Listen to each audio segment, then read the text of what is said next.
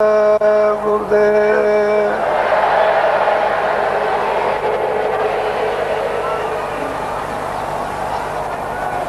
जय गुरुदेव।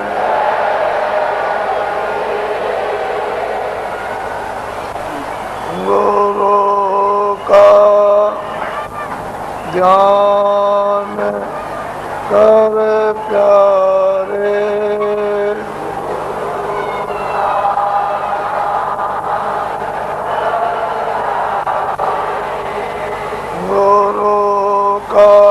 ध्यान कर प्यारे।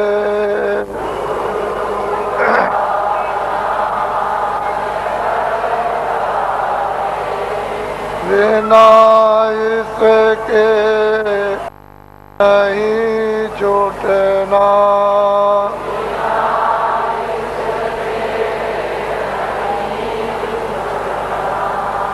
नाम के रंग में रंग जा,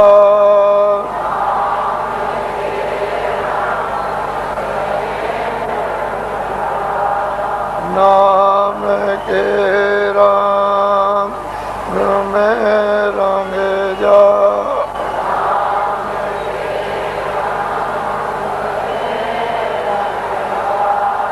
मिले तो धाम निज अपना,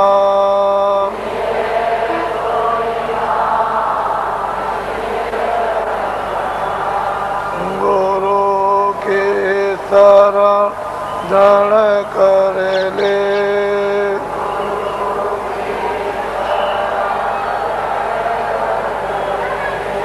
गुरु के शरण कर ले।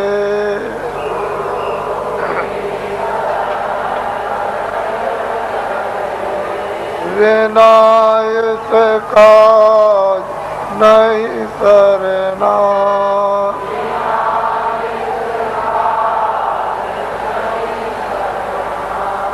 लोभ और मान क्यों चाहे,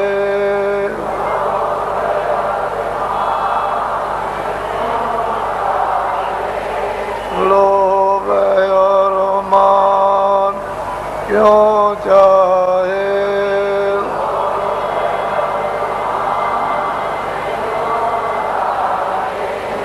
पड़ेगा फिर तुझे देना,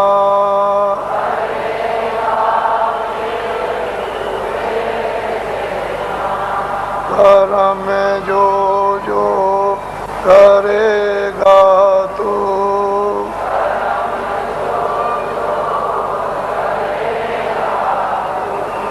कर्म में जो जो करेगा तू,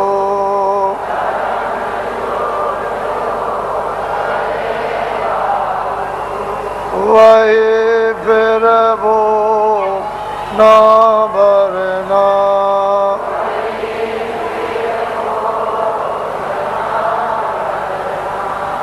यक्त के जाल से ज्यों त्यों,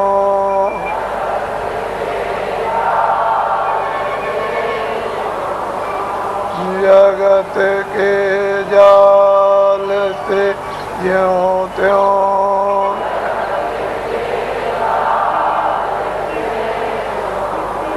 हटो मर्दान गी करना,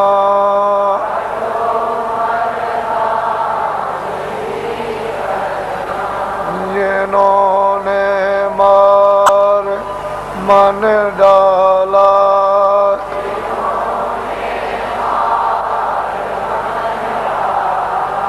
जिन्होंने मार मन डाला,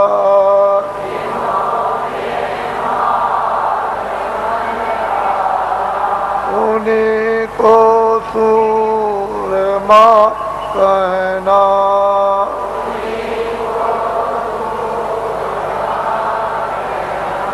बड़ा बैरी ये मन गठों में,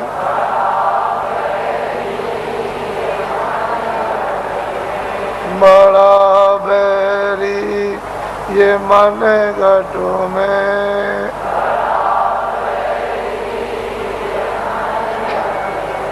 किसी का जीत ना कठिनाई,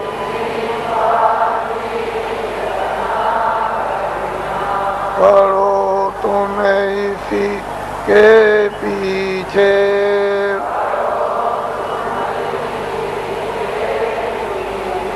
पढ़ो तुम्हें इसी के पीछे,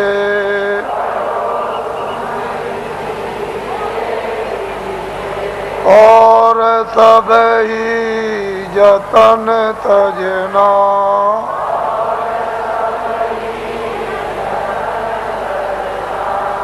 गुरु का ध्यान कर प्यारे,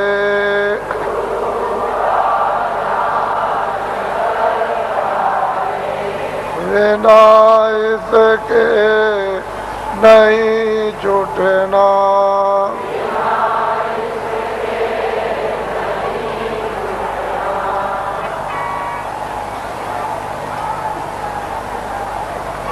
जय गुरुदेव, जय गुरुदेव, जय गुरुदेव,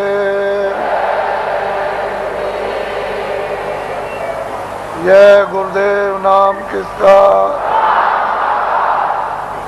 जय गुरुदेव नाम किसका, जय गुरुदेव नाम किसका। नर नारियों, बच्चे और बच्चियों,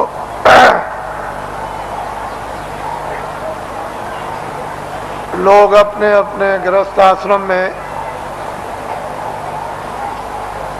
जब संसार का सब अनुभव बच्चों का, भाइयों का, माता पिता का, पत्नी और पति का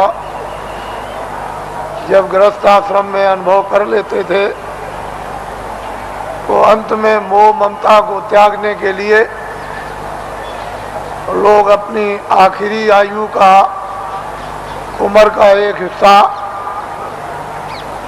ये सोच करके देते थे कि अब चलते चलाते हमारा कल्याण हो जाए। तो और तीर्थाटन घर से निकलकर भागवत या गीता कराकर और भोज कराकर देशाटन के लिए, तीर्थ यात्रा के लिए निकल पड़ते थे और ये हाथ जोड़ते थे कि हम आ गए तो आ गए, अब हमको ये समझो कि हम नहीं हैं। हमारा यदि समय पूरा हो जाए तो हम बीच में ही चले जाएंगे। इस तरह से लोग घर से निकलकर तीर्थों में, देवस्थान में, ऋषियों मुनियों महात्माओं के आश्रम में लोग आखिरी आयु में भ्रमण करते थे। ये आशा तोड़कर जाते थे कि अब हमको घर में वापस नहीं जाना, और रास्ते ही में उनका शरीर शांत हो जाता। प्यार ने खाया, ऐसे ही पड़ा रह गया, गड्ढे में गिर गया, किसी ने फेंक दिया, ये कुछ नहीं। घर से निकल गए और चले गए। पहले सभी आश्रमों में ये नियम था, अब ये कहा गया, अब ये बताया गया है कि गृहस्थाश्रम में रहो और आपको सच्चा सत्संग,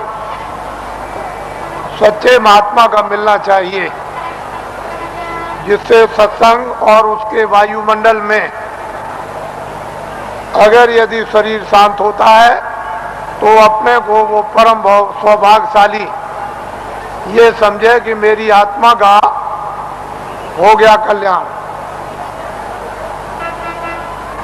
मैं जो कह रहा था कि अगले साल इसमें से कितने लोग यहाँ पर जो बैठ कर के सुन रहे हैं वो अगले साल यहाँ नहीं आ सकेंगे, उनका समय पूरा हो जाएगा। इससे ये मालूम होता है कि आपका समय साल से कम रह गया, इसलिए दोबारा फिर ये आपको अवसर नहीं मिलेगा। न तो आप दर्शन दे सकते हो और न आप दर्शन कर सकते हो और न आप सत्संग सुन सकते हो, क्योंकि श्वासों की पूंजी समाप्त हो जाएगी और अनमोल मनुष्य शरीर किराए के मकान से जीवात्मा को विवश और लाचार होकर के निकलना पड़ेगा। तो आपने देखा होगा, आज सुबह लाइन में खड़े हुए पूजा के लिए, न कोई बीमार है, आराम से खड़े हैं और पूजा की प्रतीक्षा में है कि हम वहां तक पहुंच जाएं और प्रसाद ले लें, और बस उतने ही में जमीन पर बैठे और शरीर छूट गया, यानी जीवात्मा शरीर से निकाल दी गई। ये जीव का बहुत ही अहोभाग्य, ऐसा अवसर जीवों को मिलता नहीं है। ऐसे वायुमंडल में, ऐसी देखरेख में, ऐसे संकल्प में, ऐसे संदेश में, मालिक की याद में, उसकी पूजा में अगर श्वासों की पूंजी समाप्त हो जाती है और शरीर से जाना पड़े तो उसकी संभाल हो जाती है, वो जीव इधर उधर नहीं जा सकता। महात्माओं को मालूम है कि ये जीव कहाँ जाएगा और इसका हिसाब किताब कहाँ पर होगा, वो पूरा उनको मालूम है। जिस तरह से खुली आंखों से आप हमको देखते हो बाहर की शरीर की आंखों से, और मैं आपको देखता हूँ, इसी तरह से अंतर्ज्ञान दृष्टि के द्वारा वो सब कुछ दिखाई देता है कि जीव इधर से जैसे ले जाए जाते हैं वो कैसे जा रहे और कहाँ इनका हिसाब होता है, ये महात्माओं को सब मालूम। पिछली किताबों में महात्माओं ने बहुत कुछ आपके लिए निराकरण कर दिया है और उन्होंने आपको बहुत विश्वास दिला दिया, उसके कहने की जरूरत नहीं है। तो दो आदमियों का यहाँ पर शरीर छूट गया और कल दोनों के दोनों ही गए। इससे ये मालूम हुआ वो बड़े बेचारे प्रेमी थे, बड़े भक्त थे और बराबर सत्संग में जगह जगह सम्मिलित होते रहते थे, सत्संग सुनते थे और दर्शन देते और दर्शन करते थे। ऐसी उनकी बड़ी तीव्र लालसा रहती थी। तो ऐसे लोगों का तो वैसे भी काम हो जाता है। जो नामदानी जंगल में रहते हैं, जो यहाँ सत्संग में नहीं आए, अगर उनका भी शरीर छूटता है तो उनके लिए भी इंतजाम बंदोबस्त करके रखा है कि उनकी भी जीवात्मा गड्ढे में नहीं जा सकती। उनको मालूम है कि कहाँ किस समय पर। इसके माने ये नहीं है कि यहाँ सत्संग में बैठे हैं और आपका दर्शन कर रहे और दर्शन दे रहे और वो जंगल में जीव जो है वहां से चला गया, ऐसा नहीं। उन्होंने पहले ही से इंतजाम करके पूरा रखा है और उनको मालूम रहता है कि जीव यहाँ से नामदानी जा रहा, उसका इंतजाम कर दिया, उसके कर्मानुसार, उसकी साधना अनुसार, फिर तुरंत शीघ्र देर कुछ नहीं लगती, मिनटों का भी काम नहीं, और उसको ये फिर मनुष्य जन्म दिलवा दिया जाता। और ऐसे वायुमंडल में जन्म मिलता है जहाँ आसपास में सत्संगी यानी प्रेमी सत्संगने स्त्री और पुरुष रहे, और जैसे ही वो बच्चा बड़ा होता है फिर नामदान प्राप्त कर लेता है और वहां से साधना फिर शुरू कर देता है। यदि बीच में फिर उसकी साधना अधूरी रह जाए और फिर वो अपना शरीर छोड़ दे तो फिर उसकी संभाल हो जाएगी और ऐसी जगह पर उसको जन्म दिलवा दिया जाएगा कि फौरन सत्संग में फिर आकर और नामदान को प्राप्त कर लेगा और जहां से साधना छूटी है फिर शुरू कर देगा। वहां तक के लिए उसको कोई मुश्किल नहीं पड़ेगी। वो आनंद फानन एकदम तत्क्षण बताते ही उसका काम होगा और आगे उसके लिए थोड़ी मेहनत करनी है। इस तरह से जीवों की नामदान देने के बाद संभाल हर तरह से होती रहती है, बशर्ते यह है कि आप कोई बुरा काम न करें, किसी का आप कत्ल न करें, हिंसा न करें, कोई चोरी न करें, डकैती न करें, अमानवीय काम न करें। जहां तक हो जाए तहां तक सूझ समझ से इन सब चीजों से बचे रहे, और जो गंदगी आपके पास में जमा है वो जल्दी से उसको उतार दिया जाएगा। लेकिन जब आप गलती कर लोगे और तुम ये नहीं समझोगे कि मालिक देख रहा और जितने नामदान दिया है वो देख रहा, तुम उसको और मालिक को अंधा समझोगे तो वो कर्म जमा हो जाएगा और उसकी आपको सजा मिल जाएगी। फिर आप रोओगे, चिल्लाओगे। हर तरह से यानी जीवों की संभाल होती है। ये बहुत ऊंचा संदेश और ऊंचा विज्ञान है। ये छोटी मोटी चीज नहीं है। उनको सब मालूम है कि जीवात्माएं कैसे उतरती हैं और कैसे चढ़ती हैं और मनुष्य शरीर में कैसे डाली जाती हैं और किस तरह से निकाली जाती हैं। फिर ये किन किन योनियों में इनके जाने का हिसाब होता है और उनके तार यानी उनकी डोरियां किस किस तरह की हैं और कौन कौन सी डोरी किस किस योनि में, 84 में या नरकों में या भिन्न भिन्न अलग अलग नरकों में, 4 खानों में, 84 लक्षयोनियों में, ये महात्माओं को सब जैसे आईने के सामने खड़े हो जाओ ऐसे दिखाई देता है। लेकिन अब ये जरूर है कि जब तुम्हारी आंख खराब हो गई तो आप ऐसा समझते हो कि सब अंधे हैं, किसी के आंख होगी ही नहीं, कोई दुनिया को देखता ही नहीं होगा। लेकिन जिसके आंख है वो तो कहता है सूरज है, चंद्रमा है, ये मकान दिखाई देता है, ये जमीन दिखाई देती है। पर सूर आदमी को क्या होगा, उसको क्या दिखाई देगा। इसलिए जगत अंधा हो गया है और बहरा हो गया। वो महात्माओं को पहचान नहीं पाता, समझ नहीं पाता, उसके पास समझने की बुद्धि नहीं और आंख अंधी हो गई तो कैसे पहचाने। कहीं अगर उसको हाथ में आंख हो गई होती, वो दिव्य नेत्र ज्ञान चक्षु खुल गया होता, तब तो उस नूर में, उस प्रकाश में पहचान लेता।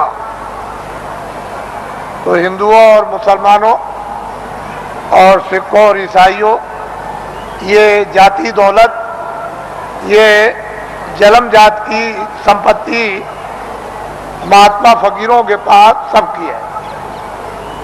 जो भी इच्छा करे, हिंदू, मुसलमान, सिख, ईसाई, वो महात्माओं के पास जाकर के इस दौलत को ले आए, इस संपत्ति को ले ले। ये सबकी है, किसी एक की नहीं है। और जो इसमें भाव भक्ति करेगा उसको ये दौलत मिल जाएगी। भक्ति नाम किसका है? आज्ञा का पालन, और कोई भक्ति नहीं। भक्ति नाम कोई तस्वीर देखने का नहीं। तुमने मंदिर में मूर्त देख ली तो इसका नाम भक्ति नहीं, या तुमने गाना गा लिया, कोई प्रार्थना कर ली, इसका नाम भक्ति नहीं। जो महापुरुष आदेश दे उसका तुम पालन प्यार से करो, इसको कहते हैं भक्ति। यह है भक्ति। हमने राम को नहीं देखा, हमने कृष्ण को नहीं देखा, हमने तुलसीदास को नहीं देखा, हमने मोहम्मद साहब को नहीं देखा, हमने ईसा मसीह को नहीं देखा, हमने पैगंबरों को नहीं देखा, हमने योगियों को नहीं देखा, ऋषि मुनियों को नहीं देखा, तो आप किसका पालन करोगे? रामायण समझ में आती नहीं, गीता समझ में आती नहीं, कुरान समझ में आती नहीं। अगर समझ गए होते तो रहम ना आ जाता, फिर जालिम तो नहीं रहते, हृदय में दया नहीं आ जाती, निर्दयी तो नहीं रहते। लेकिन वो तो तुम्हारी समझ में आता नहीं। तो भक्ति नाम है आदेश का पालन। जो आदेश का पालन कर लेगा वो तो महात्मा बड़े दूर के देखने वाले होते हैं। वो धीरे धीरे धीरे धीरे धीरे धीरे चारों तरफ से जाल डालकर और ऐसा तुमको फंसा लेंगे। पहले कुछ नहीं बोलेंगे, धीरे से फिर फंसा लेंगे, और जब शिकंजे में आ गए तब फिर ठीक करेंगे। वो बड़े होशियार होते हैं। वो इस तरह से ठीक करते हैं जैसे एक भृंगी एक झींगुर को पकड़ते ही फौरन उसने मूंछ काट डाली बिल्कुल, और टांग काट दी, उसके पर को काट दिया और बिल्कुल उसको संपुट कर दिया कि अब ना उड़ सकता है न चल सकता, बिल्कुल करके बराबर कर दिया उसको एकदम, और उसको पकड़ लिया और ले गया और छेद पर अंदर की तरफ सुराग में बैठा दिया और दरवाजे पर बैठ करके भृंगी बस फिर आवाज देता है 24 घंटे। जब उसने भृंगी ने आवाज दिया 24 घंटे के अंदर, तो उसने अपनी सारी शक्ति को झींगुर में भर दिया, तो पर भी जमे आए, उसके पैर भी जमे आए, उसकी मूछें भी जमे आई, और बस 24 घंटे के बाद जो निकला तो फौरन उसने दूसरे को पकड़ा और उसको संपुट कर दिया। तो महात्मा बड़े होशियार होते हैं, तुमको नहीं मालूम कि वो कैसे पकड़ते हैं, आपको कुछ नहीं पता, जानते ही नहीं हो। इसलिए आप ये मत समझो ये सूखा सत्संग नहीं है।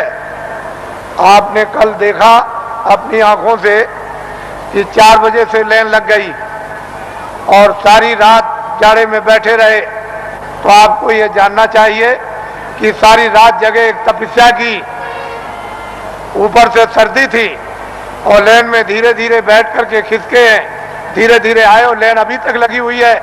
अगर इसको देख करके तुमको अगर कुछ भी देश का और तुमको धर्म का और अध्यात्मवाद का और मोहब्बत प्यार और महात्मा फकीरों और सेवकों का अगर अनुभव नहीं होता है तो तुम्हारी बुद्धि जानवरों से भी गई गुजरी। फिर तो मैं ये कहूंगा कि जानवर ही अच्छे, आदमी अच्छा नहीं। इस दृश्य को आप देखिए, इस दृश्य को वैसे मेरे पास ऐसा रास्ता है कि मैं 4 ही घंटे में इसको निपटा दूं, लेकिन मैं ये दिखाना चाहता हूं कि देवियां कैसी बैठी हैं कतार लगाकर, पुरुष कैसे बैठे कतार लगाकर क्या इंतजारी कर रहे हैं और इस ठंडी में किस तरह से तपस्या कर रहे बैठे हुए हैं, ये आपको दिखाना चाहते हैं। ये महात्माओं का गोपनीय राज है। ये राज और रहस्य कुछ दिनों के बाद आपकी समझ में आएगा, अभी तो नहीं आ सकता। इसमें अगर आध्यात्मिकता का कहीं मसाला ना होता, सच्चा और सत्य, तब तो आप बहुत दूर चले गए होते। ये तो असली चीज है और वही सबको घूम फिर करके उसी जगह पर आ जाना, आएंगे वहीं। वो रास्ता एक दिया जा रहा, अभी रास्ता और रास्तों के स्रोत अभी खोल दिए जाते हैं, तो चारों तरफ गली पूछे से और फौरन पगडंडी और सड़कों पर आकर और फौरन आ जाएंगे बिल्कुल। फिर आप देखिएगा इस दृश्य को, तो आप ऐसा मत समझो। वो कहते तो कुछ नहीं है, अगर कह दें कि तुम ये हो, तुमने सुबह इसको मारा, शाम को इसको मारा, इसकी चोरी की, इसकी डकैती की, इसका बुरा किया, इसका ये किया, तो 2 मिनट नहीं ठहरोगे। फिर तो 2 मिनट नहीं ठहर सकते हो, भाग के चले जाओगे। करे यहाँ तो सब कुछ खुल गया, यहाँ तो कुछ नहीं है। लेकिन वो धीरे से पोशीदा रखकर वो धीरे धीरे धीरे धीरे जब रास्ते पर ले आएंगे और बांध लेंगे, तो कहेंगे अरे बेटा, ये बच्चे तूने बहुत कुछ कर लिया, ये काम किया है। तब उसका होश उड़ जाएगा और वो अपनी जगह पर आ जाएगा। वो आदेश उसको मिलेगा, उसका पालन करेगा। उसका नाम है भक्ति। वाल्मीकि बदल गए, गंगा बदल गई, सदन कसाई बदल गए, और बड़े बड़े राजे और जिम्मेदार बदल गए, और डाकू और बदमाश बदल गए, बड़े लुच्चे और लफंगे बदल गए। महात्माओं के पास पहुंच करके बदल जाते, और बड़े बड़े सिद्ध हो गए, और बड़े ज्ञानी हो गए, और त्रिकालदर्शी हो गए, और जो इतिहास बना दिया उसको अभी तक कोई काट नहीं सका।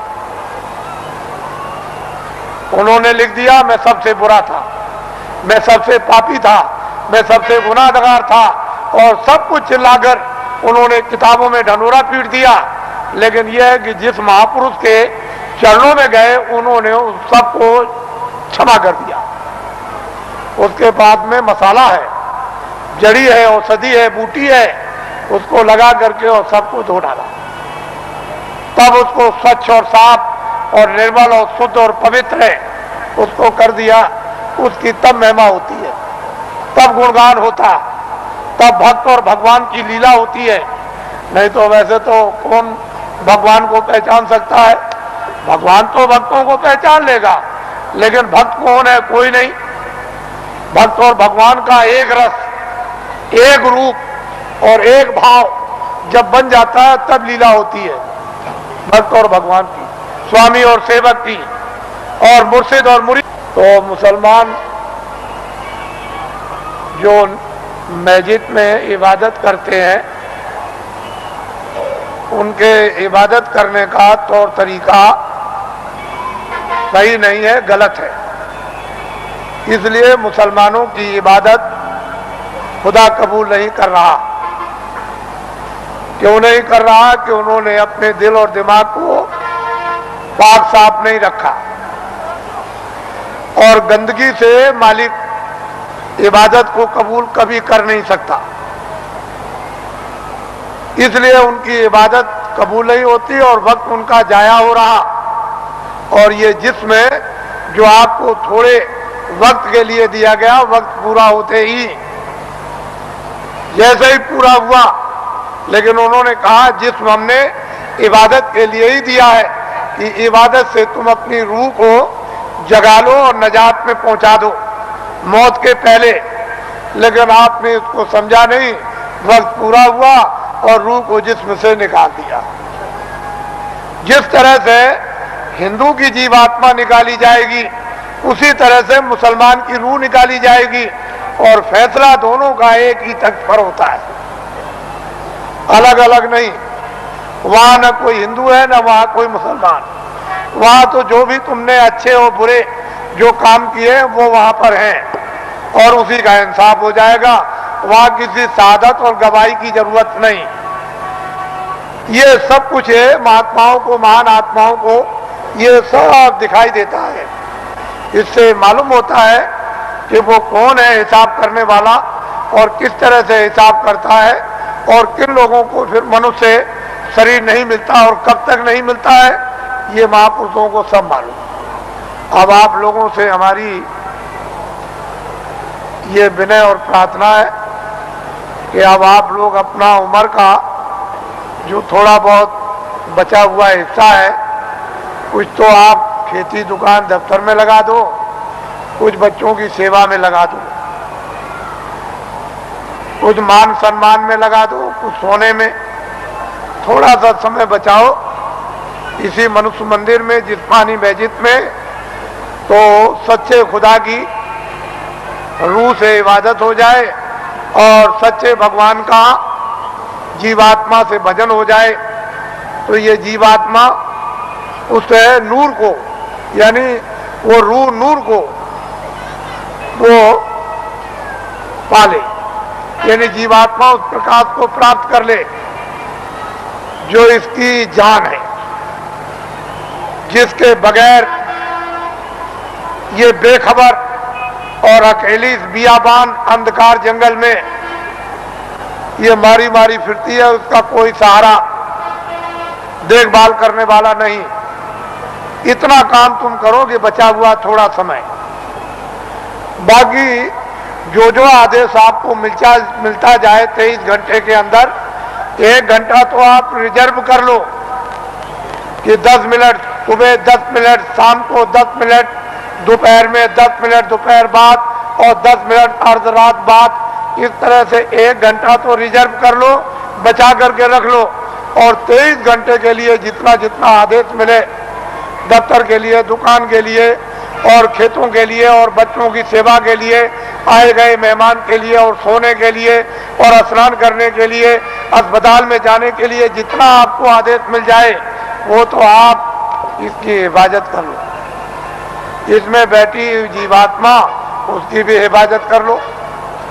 दोनों काम आपके लिए सुलभ हो जाएं, ये भी ठीक और जीवात्मा भी तुम्हारी जाग जाए।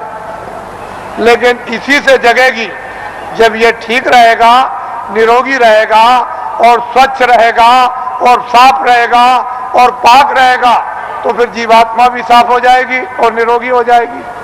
नहीं ये रोगी तो वो भी रोगी, ये गंदा तो वो भी गंदी, मन गंदा, बुद्धि गंदी, आंख गंदे, चित्त गंदा, तो जीवात्मा और अंतःकरण भी गंदा। तो फिर बीमारी कैसे जाएगी, ये रोग और कोड़ कैसे जाएगा? तो इसलिए आप थोड़ा रिजर्व करो अपने समय। फिर थोड़े ही समय के बाद जब नशा उतरने लगेगा तो अफीम का नशा कुछ नहीं, शराब का कुछ भी नशा नहीं। ये वो नशा है कि एक बार पी लो तो फिर कभी चढ़ी उतरती नहीं है। मेरे पास बहुत से लोग आते हैं और बड़े बड़े प्रलोभन दिए कि चलो आप ही को प्रधानमंत्री बना देंगे। अरे मैंने कि चलो, तुम एक प्रधानमंत्री नहीं, लाखों और करोड़ों, उसकी भी जरूरत नहीं है। वो तो कूड़ा कचरा है। प्रधानमंत्री का स्थान कूड़ा कचरा बदबूदार है। ये सब तुम्हारा कोई असर लगने वाला नहीं है। इसको छोड़ दो। धन और दौलत ये सब छाया है, ये वक्त से ये सब अलग थलग, और ये भी छाया, ये मैल है। देखते देखते मिट्टी का मिट्टी में, वायु का वायु में, अग्नि का अग्नि में, और आकाश का आकाश में, ये सब का सब जल का जल में मिल जाएगा और कुछ भी पता नहीं चलेगा कि ये कहाँ चले गए।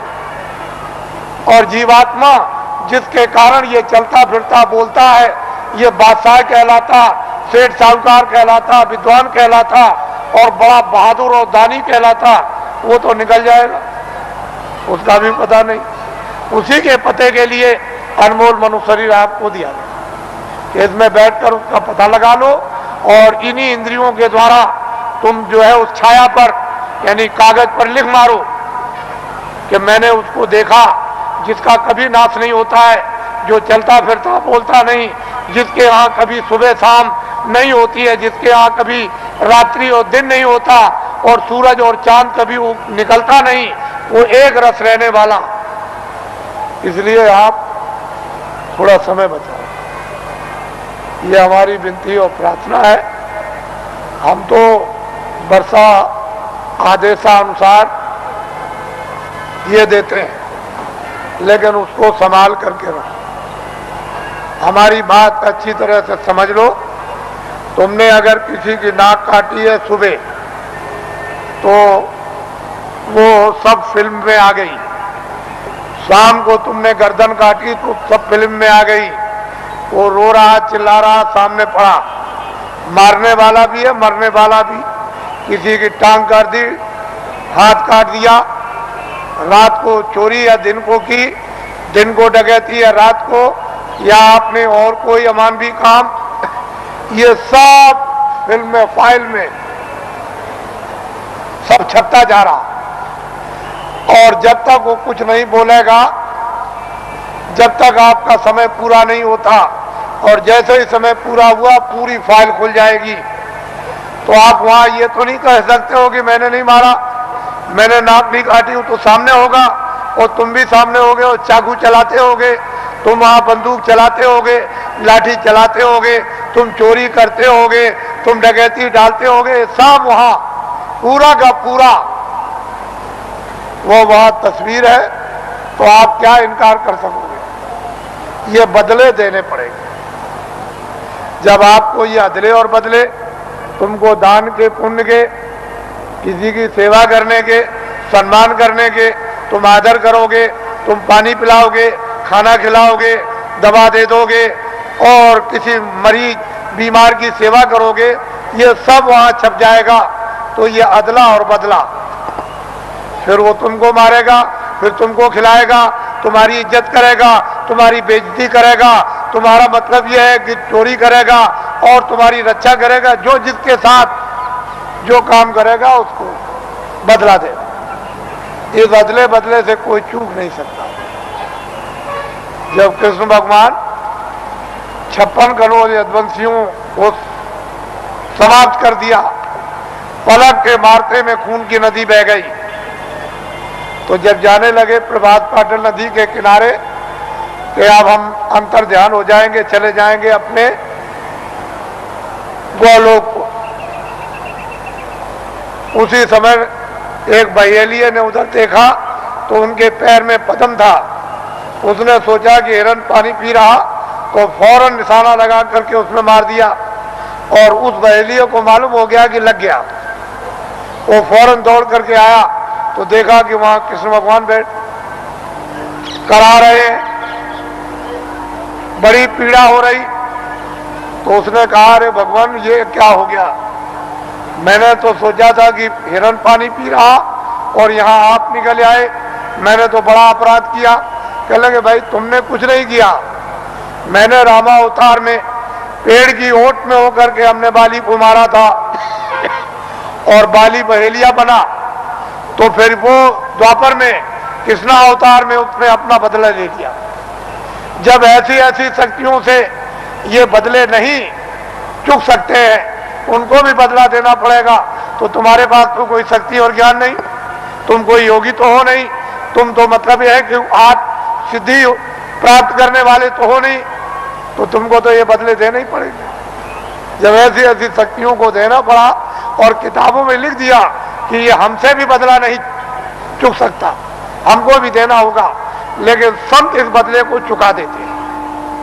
उनके पास बदले के चुकाने का मसाला है, योगियों के पास नहीं है, सिद्धों के पास नहीं, ज्ञानियों के पास नहीं, तत्वदर्शियों के पास नहीं, संतों के पास में इसका मसाला है, इसको चुकाने का, और किसी के पास नहीं। तो आपको तो ये भेद मालूम है नहीं, फिर आपने तो कृष्ण को देखा नहीं कि आप जल्दी से कहोगे कि नहीं हम भी हैं। फिर जब आपने देखा नहीं तो पूजा किसकी कर रहे हो? अरे किताब में लिखा है कि तुम जाओ, अगर मुझको पाना चाहते हो, मेरा दर्शन करना चाहते हो, मेरे लोक में आना चाहते हो, तो जो मुझको पा चुके हैं तत्वदर्शी, जिन्होंने अपनी जीवात्मा को जगाकर और ज्ञान चक्षु द्वारा जिन्होंने मेरा साक्षात्कार किया है, तुम उनके पास चले जाओ, वो मेरा भेद बताएंगे और उनकी कृपा और मदद और सहायता से तब मेरे लोक में तुम आओगे। तो ये तो कोई मानने वाला है नहीं, तो बताओ फिर पूजा किसकी हो गई? तुमने खुद को अपने को धोखा दिया, खुद को भ्रम में रखा, खुद को अंधकार में रखा और खुद भटक गए। कौन बताएगा आपको? आपकी आत्मा की कौन रक्षा करेगा, कौन संभाल करेगा? माँ बाप कर नहीं सकते, धन दौलत कर नहीं सकता, राजा कर नहीं सकता है और लोग कर नहीं सकते हैं, तो इस आत्मा की रक्षा कौन करेगा? जो किताबों में लिखा हो आपकी समझ में आता नहीं। आप तो किसी महात्मा महान आत्मा को खोजते नहीं हो, और आपके पास भी चला जाए तो आप उसको पहचानते नहीं। इसलिए ये दिन ऐसे बुरे आए कि महान आत्माओं की बड़ी अवहेलना हुई, बड़ा तिरस्कार हुआ, बड़ी गाली गलौज, बड़ा उनका अपमान हुआ, बड़े शब्द भद्दे शब्दों से प्रयोग किया गया। लेकिन हमारा देश तो ऋषि मुनियों का, साधु संतों और योगियों का देश है। फिर पीछे आपको अपनी जबान गंदी करोगे, मैली करोगे, पीछे पश्चाताप करना होगा। इसलिए सोच समझ के शब्द निकालो। तुम सब कुछ करते हो दुनिया में, लेकिन संतों महात्माओं के प्रति संभाल कर शब्द निकालो, ऐसे नहीं। तो इसलिए वो मनुष्य है जो अपनी जबान को संभाल करके रखते हैं और धीरज रखकर विवेक से काम लेते हैं, बुद्धि का उपयोग करते हैं। लेकिन बुद्धि ही नष्ट हो गई हो और बुद्धि पर पागलपन का असर आ गया हो, जहर फैल गया हो, तो बुद्धि बेचारी क्या करेगी? वो क्या समझेगी? भूत का, भविष्य का, वर्तमान का, योगियों का, महात्माओं का, आत्माओं का, ज्ञान का, विज्ञान का, उसकी समझ में क्या आएगा? तो इसलिए समुद्र भरा है आपके मनुष्य मंदिर में, और महात्मा ये सब कर्मों को चुका देते हैं। कहीं सेवा कराकर, पानी पिलाकर, कहीं दवा दिलवाकर, कहीं रोटी खिलवाकर, कहीं झाड़ू लगवाकर, कहीं रात बताकर, कहीं रास्ते में खड़ा करके, कहीं बैठा कर सर्दी में, कभी गर्मी में, ये धीरे से यानी कर्मों को चुका देते हैं। उनके पास में रास्ते हैं चुकाने के, और अदला बदला जब चुका दिया तो वह छुट्टी पा गए। जब तक तुम अदले बदले नहीं दे सकते हो, तब तक कोई भी जीव काल के देश से, ये नरकों से, 84 से कभी छुटकारा पा ही नहीं सकता। तो महात्माओं के यहाँ भात भात के रास्ते चुकाने के हैं, वो जरा से काम से चुका देते। उसको भी बुला लिया, उसको भी बुला लिया, मद्रास से भी बुला लिया, हिमाचल से भी बुला लिया, जंगल से भी बुला लिया, शहर से भी बुला लिया, हिंदू को भी बुला लिया, मुसलमान को और सिख को भी बुला लिया, और गरीब को भी बुला लिया और अमीर को भी बुला लिया और बुला करके बस एक दूसरे की सेवा करा देते हैं, सेवा दिलवा देते हैं और कर्मों को चुका देते हैं कि भाई अब कर्म चुक गया। तुमने नहीं सुना कि सेठ साहूकार जब कर्जा बांटते हैं और कर्जदार जब देने के लायक नहीं होता तो अंत में सेठ साहूकार कहते हैं अच्छा जो तू दे सकता है मूल दे दे। तो कह लगे सेठ जी हम इतना दे सकते हैं, हमारे पास सामर्थ्य नहीं। क्या अच्छा ला दे दे, जा मैं अपने कागज से तुझको माफ करता हूं और ब्याज भी छोड़ देता हूं। तो छोड़ देता। तो ये ब्याज और कर्म कर्जा ये पहाड़ों की तरह से लदा हुआ है, ये बिना संतों के कोई माफ नहीं करेगा। इसको हमेशा इस बात के लिए जब थोड़े दिनों के बाद जब ये विद्या प्राप्त होगी लोगों को तो स्वयं लोगों को अनुभव होने लगता है कि कर्म कर्जा बिना संतों के मैं ब्याज के ये चुक नहीं सकता। आप इसको जानते ही, मालूम है आपको, लेकिन बहुत सुलभ है, बहुत सरल है, बहुत सहज है। तो इसलिए ये स्थान है जो आपको कल और परसों बताए गए। इन स्थानों पर ईश्वर और ब्रह्म और पार ब्रह्म और महाकाल पुरुष बैठे हुए हैं। इन्होंने अपने देवी और देवताओं को अपने मतलब ये कारगुजार बड़े बड़े पदाधिकारियों को अपने अपने लोक में इन्होंने स्थापित कर रखा है और वो सब काम करते रहते हैं। जैसे ब्रह्मा विष्णु महादेव और पार्वती लक्ष्मी और सावित्री, और इन्होंने अपने अपने और लोगों को काम दे दिया और आद्या महाशक्ति ने इनको काम दे दिया और निरंजन भगवान ने एक आद्या महाशक्ति का लोक बनाया जिसमें इतना बड़ा लोक है कि मृत्यु लोक से ज्यादा बड़ा स्वर्ग और स्वर्ग से ज्यादा बड़ा बैकुंठ और बैकुंठ से बहुत बड़ा शक्ति लोक। उस शक्ति लोक में स्त्रियां राज करती हैं। पुरुष स्वरूप का यानी पुरुष रूप का और पुरुष की शकल का नाम और निशान नहीं है। वह सारी की सारी स्त्रियों का राज उस मंडल में उसको कौन पार कर सकता है, किसकी सामर्थ्य है। उसके बाद निरंजन भगवान का जो धाम है वो तो मतलब है कितना बड़ा, तो कितना बड़ा। उसके ऊपर फिर माया का देश है, वहां माया ही माया है। वहां पुरुष का कहीं भी नाम निशान उस बड़े इतने बड़े जितने कितने माया के लोग हैं उसमें कहीं भी कोई पुरुष नहीं दिखाई देता। और फिर ब्रह्मधाम, आपको तो ये राज मालूम है।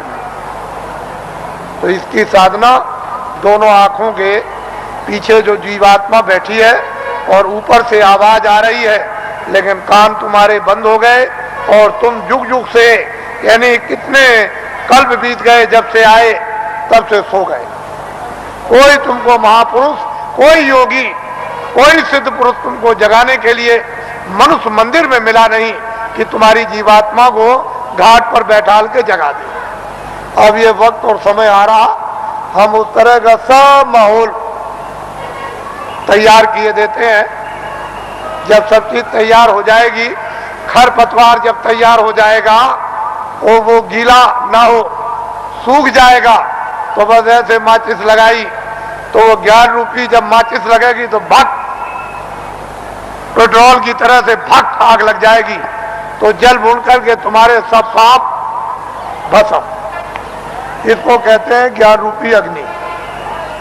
ये जब प्रज्वलित होगी तब देखिए आप क्या होता है। तो हम तो ये वो दिन आपको बताना चाहते हैं कि स्त्रियां भी और पुरुष भी यहीं से बैठकर दिन में काम करेंगे और रोज स्वर्ग में जाएंगे, बैकुंठ में जाएंगे, उधर देवी देवताओं का दर्शन करेंगे और वहां ब्रह्मा विष्णु महादेव उनका भी दर्शन करेंगे और उसके ऊपर भी जाएंगे और रोज लौट करके चले आएंगे और खेती भी करेंगे, दुकान और दफ्तर का भी काम करेंगे और शाम को बच्चों की सेवा और बैठ जाएंगे और फिर निकल जाएंगे। बड़े ध्यान से आप सुनिए, ये आसक्त रहित ये परिवार होगा जैसे राजा जनक थे। उनको राजकाज आदेश का पालन करना था, उसको कोई मोह ममता नहीं थी, निर्लेप थे, जिसको कहते हैं विधेय। कोई आसक्ति ना हो उनको, उसको विधेय। उनकी जीवात्मा जाग गई। हम उस चीज की आपको तैयारी करके धीरे धीरे उसी तरफ जा रहे हैं। ये तैयारी हो जाए और इतनी प्यास लगेगी कि तुमसे उस समय यह कहा जाएगा कि तुम लोग प्रधानमंत्री बन जाओ, तुम मुख्यमंत्री बन जाओ, ले तुम राजा बन जाओ और तुम ये बन जाओ, तो तुम फौरन फेंकोगे कि हमको नहीं बनना, की जरूरत हमको नहीं, हमसे ये काम नहीं हो सकता। अरे भाई वो चीज तो कुछ और है, तो यहां मरे जा रहे हो वैसे ही बेमतलब। अरे महात्माओं के पास आकर के कुछ काम करो तो कुछ काम भी हो जाए, महात्माओं के आदेश का पालन करो, दुनिया सब समझ में आ जाए, गृहस्थ आश्रम भी, समाज भी और देश भी समझ में आ जाए और तुम सब लोग निर्लेप रहो और शरीर का, परिवार का, सब तरह का क्षणिक सुख भी ले लो और आत्मा को जगा करके सच्चा आनंद प्राप्त कर लो। असली काम क्यों नहीं, नकली में फंसे फंसे फंसे फंसे। और ये जो नशे चढ़ा रखे आपने, एक नशा, कितने नशे तुमने चढ़ा रखे, और नशों को जो आपने चढ़ा रखा तो किस तरह से तुम बदहोश हो, होश ही नहीं, कुछ होश नहीं है। तो इसलिए आप थोड़ा सा समझ से काम लो, बुद्धि से, और जाग करके संदेश सुनो, सो करके मत सुनो। वही मनुष्य है जो जाग करके सुनता और फिर वो अमल करता है। जैसे वस्त्र पहन लिया तो ठंडी दूर हो जाएगी, गर्मी दूर हो जाएगी, बरसात की हवा नहीं लगेगी, लेकिन जब तुम उस वस्त्र का अमल ही नहीं करोगे, वस्त्र पहनोगे नहीं, शील, क्षमा, संतोष, विरय, विवेक, ये एक वस्त्र है जो पहन लिया जाता है, तो काम, क्रोध, लोभ, मोह, अहंकार पता नहीं किधर चले गए। अभी आपने इसका वस्त्र पहना तो आपको क्या मालूम होगा कि वस्त्र कपड़ा कैसा होता है। तो आप लोग आज, क्योंकि बहुत से लोग सुबह भी आ गए, रात को भी, नामदान तो कल हुआ था, यह नामदान सर्वोपरि दान है। इसको ऐसा मत समझिए, वक्त और समय आएगा तो लोग बहुत भटकेंगे इसके लिए। जो आज इसकी अवहेलना, तिरस्कार करेगा, उसको 200-200 मील, 400-400 मील, 500-500 मील दौड़ करके जाना पड़ेगा। ये अभी से मेरी बातों को याद रखिए।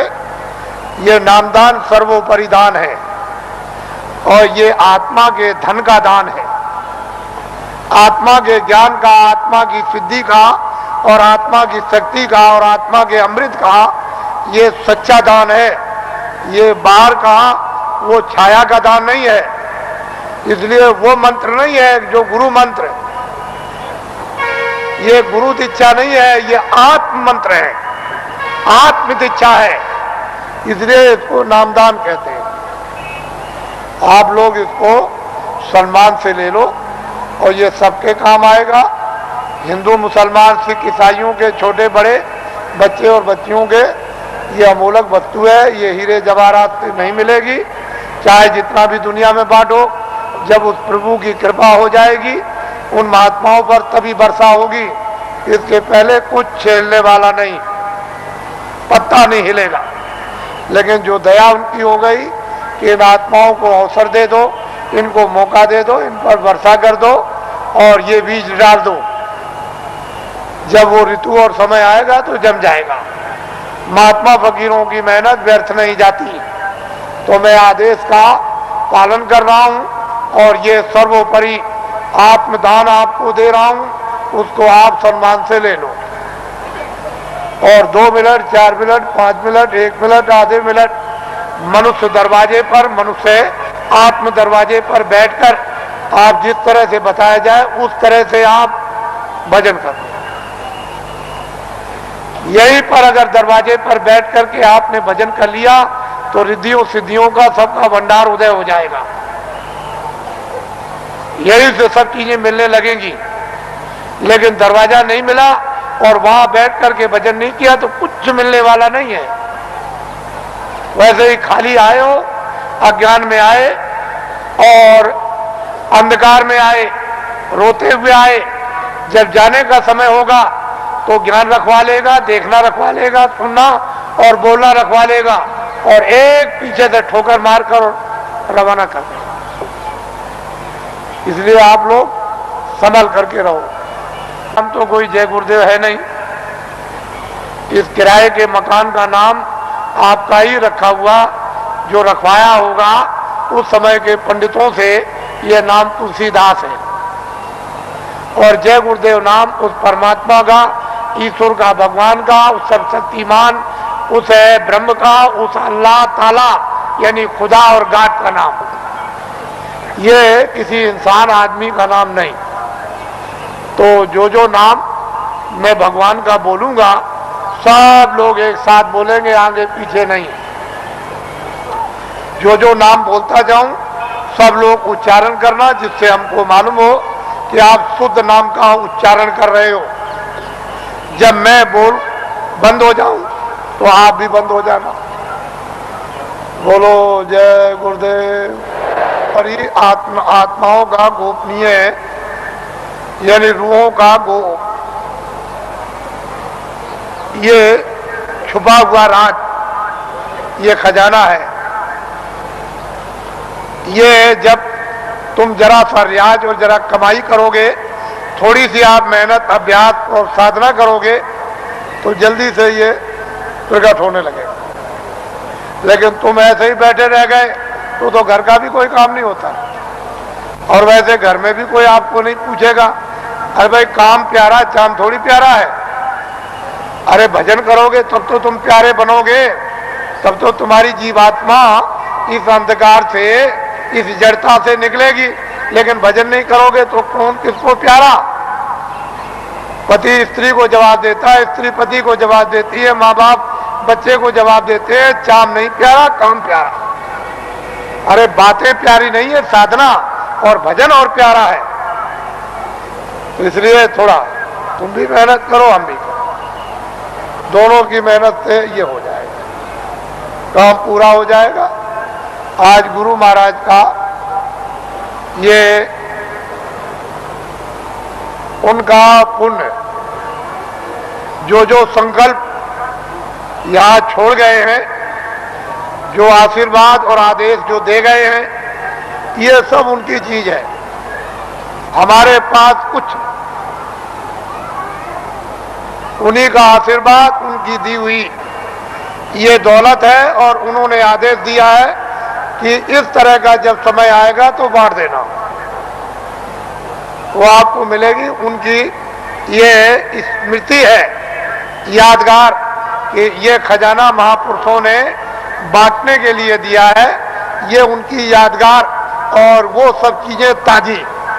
गुरु महाराज बड़े सादे थे, बड़े सीधे थे, बहुत सादगी थी, बड़े सीधे थे, बड़े भोले थे, लेकिन जानते सब कुछ थे। कोई चीज उनसे छुपी नहीं, सब कुछ जानते थे। और उन्होंने ये संकल्प, तो उनका ही ये संकल्प है कि जीवों को बहुत लाभ होगा, रूहानियत का, आध्यात्मिकता का। आगे सब लोग तैयारी करो, भंडार खुलेगा और सब लोग उस भंडार में प्रवेश होंगे और असली खजाने की लूट होगी। लोग लूटेंगे अपनी अपने दामन, अपनी अपनी झोली, नेत्रों की झोली, नेत्रों का दामन, दिव्य नेत्र की झोली और दिव्य नेत्र का दामन फैलाकर, और माल की, अद्भुत माल की, दैविक माल की, वो खजाने की यानी लुटाई होगी। और हीरे जवाहरात ये उस लुटाई के सामने कुछ नहीं है। वो चेतन हीरे, वो अमृत के हीरे ऐसे बरसेंगे जिसको ये सब के सब इस मनुष्य रूपी मंदिर में अपनी आंखों से वो लुटाई होगी कि जो वर्णन में नहीं आएगी। आपको क्या मालूम है कि आकाश से क्या वर्षा हो रही है? तुमने अपना दरवाजा ही बंद कर रखा तो वर्षा क्या पता चलेगी? अरे दरवाजा तो खोलो, मुंह तो खोलो, तब वर्षा मालूम हो कि कैसी वर्षा हो रही है अखंड। महात्माओं ने जो कुछ भी वर्णन किया है वो कटु सत्य है, उसमें जरा सा भी कोई गुंजाइश नहीं। तो ये उनकी पुण्यतिथि है और उन्हीं के संकल्प का ये आपको प्रसाद, वो तो देने का एक आधार तो चाहिए। तो कोई आधार आपको, जो आधार है वो आपको दिया जाता है कि इसको आप संभाल करके ले जाएंगे। हो सकता है कि साल भर आपको अवसर न मिले, तो इसको आप प्रसाद को संभाल करके रखेंगे और जरूरत पड़ने पर आप इससे काम लेंगे। अपनी व्याधियों में, परेशानियों में कभी कभी ऐसा भी होता है कि हे मालिक, हमको कुछ नहीं चाहिए, जितने दुख हमारे कर्मों के हों वो जल्दी से जल्दी हमको दे दीजिए, लेकिन प्रार्थना यह है कि बर्दाश्त जरूर दीजिएगा, पर हमको आत्मधन लुटा दीजिए। तो इसलिए भी आत्मधन की लूट के लिए भी प्रसाद खाते हैं, ये तो मुख्य चीज है। लेकिन कभी कभी तरह तरह के कष्ट, तरह तरह की परेशानियां, तरह तरह की हैरानियां परिवार में, बीमारियां परिवार में, बच्चों में और बच्चियों में, पत्नी में और पति में, भाइयों में, माँ में, पिता में, अड़ोसी में, पड़ोसी में, जात में, बिरदारी में, समाज में, दफ्तरों में और राज में और इसमें और उसमें, ये तरह तरह की जो बीमारियां, जो रोग लग गए हैं, उनके लिए भी लाभदायक। लेकिन यह है कि अनुचित उपयोग करोगे तो लाभ नहीं होगा, उचित उपयोग करोगे तो लाभ हो जाएगा। अनुचित क्या उपयोग है कि मैं ये प्रसाद खाता हूं, आज मैं रात को डकैती डालूंगा, मुझे 1 लाख रुपया मिलना चाहिए, ये अनुचित, इससे लाभ नहीं होगा। तुम इसको खा करके डकैती डालोगे, चोरी करोगे, मौके पे पकड़े जाओगे और फिर कर्मचारी अधिकारी पकड़ेंगे तो वो डंडे मारेंगे, कचहरी पहुंचा देंगे, तुम्हारी सजा हो जाएगी। तो अनुचित प्रसाद का उपयोग मत करो, उचित करो। और मेरी चोरी छूट जाए, मेरी डकैती छूट जाए, झूठ छूट जाए, छल कपट छूट जाए, बदमाशी छूट जाए और मुझसे ये छूट जाए और ये बुराई छूट जाए और मुझ में अच्छाई आ जाए, और जब उचित उपयोग करोगे कि मेरी बीमारी चली जाए या मुझे बीमारी में आराम हो जाए, तो इसमें लाभकारी होगा, फायदा। ये इसलिए बातें आपको बताए देता हूं कि आप श्रद्धा से, आस्था से आपने रात को तपस्या की है ठंडी में। हम भी देख रहे हैं, हम कोई ऐसा थोड़ी है कि नहीं। आपको क्या मालूम कि रात को मैं कैसे घूम रहा था, किसी को नहीं पता कि मैं कैसे निकल के, किसी ने नहीं पहचान पाया, कोई भी सड़क पर पहचानने वाला नहीं मिला। तो आपको तो ये जानना चाहिए कि मतलब ये है कि मैं देखता हूँ, ऐसा थोड़ी है कि मतलब मैं अंदर घुस गया तो मैं देखूं और समझूं नहीं उसको। तो ये सब मैं देखता हूँ कि आप अंगों से तपस्या कर रहे हो और तपस्या का फल आपको मिलेगा। ठीक है, आपने शरीर से गुनाह किए हैं, बुरे काम किए, पाप किए हैं, आपने, ये ठीक है कि आपके ऊपर जमा है, लेकिन तपस्या अपनी जगह। वो तो धीरे धीरे धीरे धीरे जिसका ढेर ज्यादा हो जाएगा और फिर एक दूसरे में मिलने लगेगा, तो मिलकर के एक दूसरा अच्छा और खराब खून शोधन करके और खराबी को निकाल देता। वो तो अपने तरीका है। लेकिन यह है कि तपस्या तो तपस्या ही है। तो आपको मैं और कुछ नहीं कहूँगा, क्योंकि ये गुरु महाराज की ये विशेष कृपा और दया यादगार दिन है। आज मैं आपके सामने नामदानी देकर इसको समाप्त करूँगा। ये लोग जो अभी प्रसाद ले रहे हैं वो उसी तरह से, यानी प्रसाद को ले लें, अच्छा रहेगा और वो उनके लिए जरूरी है। ठीक है, आप इधर आओगे तो ठीक है, लेकिन वो भी संकल्प ही किया, यानी दया मांगी हुई है। तो जब दया मांगी हुई है और वो एक आपके लिए सुलभ है, तो आप क्यों इधर उधर यानी हाथ पैर पीठ पटकते हो? जो चीज मिल रही उसको तो पहले ले लो, और कुछ मिल जाएगी वो भी ले लेना। अरे भाई, इसके माने ये थोड़ी है कि अगर कोई 10 दे तो 10 भी ले लो, और कोई ये दे दे तो और भी ले लो, कोई एक दवा दे दे तो वो ले लो, और कोई उससे भी अच्छी दे दे उसको भी ले लो। तो ऐसा क्यों कि बस हम नहीं लेंगे?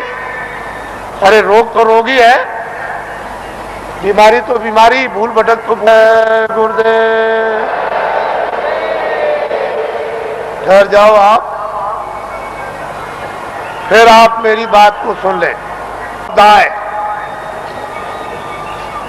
जो इस मैदान में और मैदान के बाहर इतना ही टेंटों में, रावटियों में और इस बाउंड्री के बाहर ये जो अपनी आंखों से आप देख रहे हो, इस स्थान पर 25 सालों से अगेन सुधी 10वीं को प्रतिवर्ष भंडारा हो रहा। प्रत्येक बरस 25 साल से हो रहा। कितने साल से? इसको आप लोग याद करके रखिए। ये सारी जमीनों के हमारे पास दस्तावेज है। हमने इन जमीनों को उस समय पर खरीदा है जब 150 रुपए एकड़ जमीन हमको यहां मिली। इस जमीन की कोई भी पूछ किसी तरह की नहीं थी। 200 रुपए एकड़, 400 रुपए एकड़, 500 रुपए एकड़, यानी 100 डिसमिल का एक एकड़ होता है। तब की हमारी जमीन, यानी हमने इसको 64 में लिया था। 25 सालों से भंडारा हो रहा। जहां इतना बड़ा जन समुदाय मानव बात को समझने के लिए, इस देश की संस्कृति को समझने के लिए और मोहब्बत और प्यार को जानने के लिए, राष्ट्र और मानव की सेवा खिदमत करने के लिए जिस स्थान पर इतनी बड़ी शिक्षा दी जाती हो और सभी जनहितों के काम जितने हो वो सब किए जाते हो, तो आप लोग बुद्धिमानी से काम लो। इसमें आप लोग अपनी भावनाओं का सहयोग दो कि जनहितों के काम लोक परलोक के और भी अच्छे हों।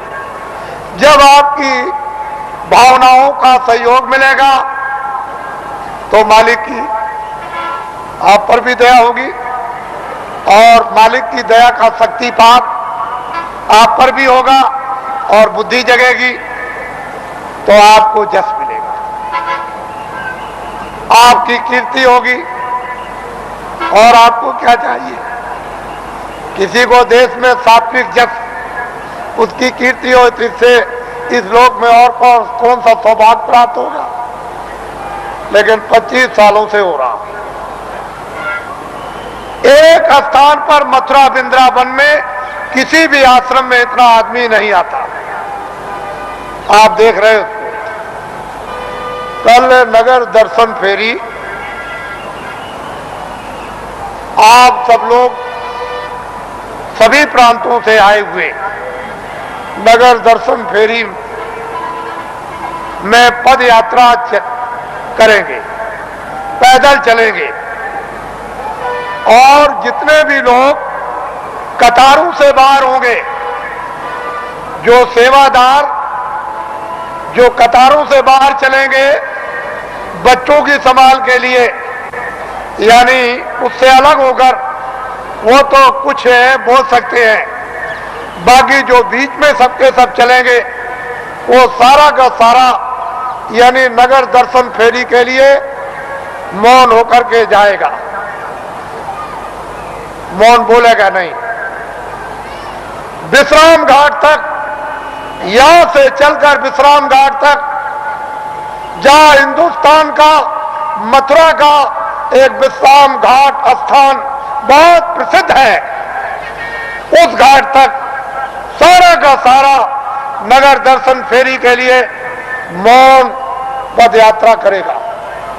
सभी नर नारी जो उसमें होंगे सीधे चलेंगे, जो थोड़े से सेवा करने वालों के अतिरिक्त है, यानी वो लोग बोल सकते हैं, किसी को कुछ समझा सकते हैं, लेकिन आप मौन। हमारे कर्मचारी अधिकारियों की किसी भी व्यवस्था में कोई बाधा नहीं जिससे कि इनका नाम बदनाम ना हो। मौन आप चलेंगे। फिर इस बात को सुन लें, जो भरी हुई सड़क जाएगी उससे जो किनारे किनारे होंगे वही कुछ ही चंद लोग मतलब आस पास में कुछ कह सकते हैं। कोई पूछे तो बहुत मीठी जबान में बोलेंगे और उतनी बात कहेंगे जितनी जरूरत।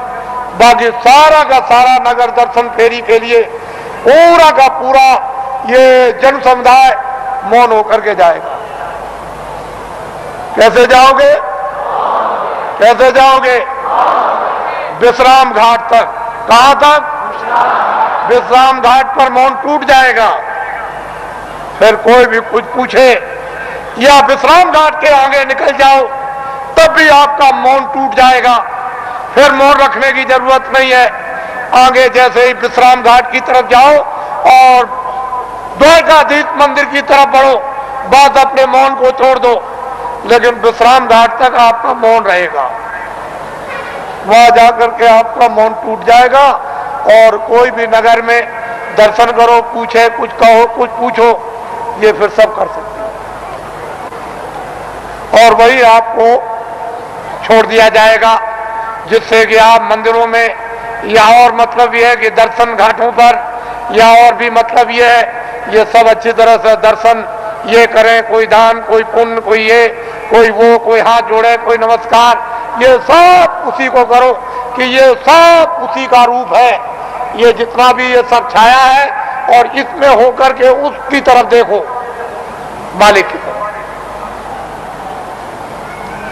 सुबह घंटी बजेगी और ये माइक बोलेगा, आप लोग जल्दी जल्दी तैयार होंगे और 6 बजे बड़ा समुदाय बाहर सड़क पर आ जाएगा।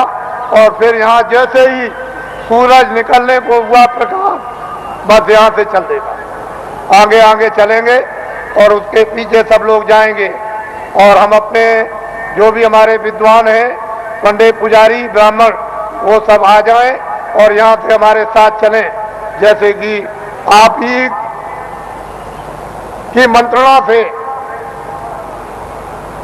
ये सब नगर दर्शन फेरी में जाएंगे। और मैं ये बताऊंगा कि ये हमारे जो विद्वान, जो धर्म के बड़ी आवाज लगाते हैं, पंडा महाराज जी, ये हमको लिए जा रहे हैं। हम सब लोगों को ये हम बताएंगे वहां, आपको घबराने की क्या बात है। अरे हमको तो, हमको, इनको, सबको कोई ले जाए, लेकिन सही रास्ते की तरफ तो ले चलो, गलत रास्ते की तरफ तो। बोलो जय गुरुदेव। ठहर जाइए, आइए आप। ये हमारे ये चतुर्वेदी समाज के अध्यक्ष हैं। जब हमारी यात्रा आई थी, जब त्रिवेणी संगम पर जब समापन हुआ था और जब मथुरा में आए तो ये मोहली गांव जो 1 किलोमीटर दूर है, वहां बड़ा कार्यक्रम हुआ। और फिर इनके ऊंचे धर्म स्थान पर जो गंगा के उस पार में है, एक बहुत बड़ा कार्यक्रम हुआ और इनकी प्रेरणा से तमाम लोग कुछ समय पर गए और सब लोग वहां सबने आकर गंगा के उस पार में दर्शन दिए। ये धर्म के अवतार हैं और चतुर्वेदी के हमारे अध्यक्ष और हमारे भी अध्यक्ष, हमारे भी अध्यक्ष। बोलो जय गुरुदेव। ये मधुबन है, मधुबन, ये मधुबन है। 84 कोस की यात्रा यहीं से होती है और यहाँ पे जो यात्रा नहीं करेगा उसकी यात्रा कभी पूरी 84 कोस की मानी नहीं जाती है। ये मधुबन है जहाँ आप विराजमान हो। ये छोटी चीज नहीं, कल सुबह प्रातः काल आ जाएंगे और आगे आगे आप करेंगे, लेकिन ग्रुपों में आप अलग अलग रहे ताकि आगे भी आप रहे और बीच में हमारे साथ और बीच और पीछे भी रहे, जिससे कि मतलब ये मालूम हो कि हम सब आगे पीछे आपके साथ चल रहे हैं। बोलो जय गुरुदेव। और बात तो हरिदेव वो तो गंगा मैया है, अरे ब्रह्म गंगा है, वो गंगोत्री से अरे उधर चढ़ आई है ऊपर की तरफ से, लेकिन गंगोत्री नहीं। जब वो धारा आई और महात्माओं ने तपस्या की है तो ब्रह्म लोक से उतारी और मां उन्होंने दूध ना दी वो तो नहीं आ रहा।